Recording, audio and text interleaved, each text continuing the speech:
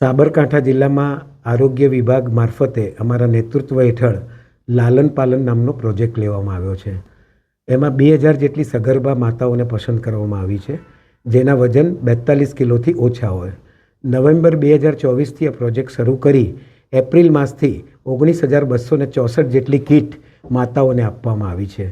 કુપોષણ હોય, હિમોગ્લોબિન 6થી ઓછું હોય, દૂરના વિસ્તારોમાં રહેતા હોય, અધૂરા માસે ડિલિવરી થાય એવા કિસ્સામાં બાળમરણ અને માતા મરણ બંને ઘટાડવાના આશયથી આ પ્રોજેક્ટમાં ઊંઝાની ઓમ એક્ઝિમ કોર્પોરેશન નામની કંપનીએ અમને સુંદર સહયોગ આપ્યો છે.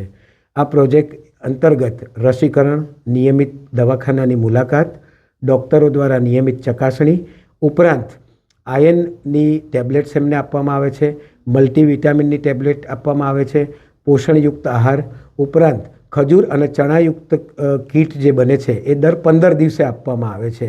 એટલે પોષણની સાથે સાથે આરોગ્યની કાળજી રાખી આ પ્રોજેક્ટના 9 માસ પછી હવે ડિલિવરીના સમય ચાલુ થયા છે.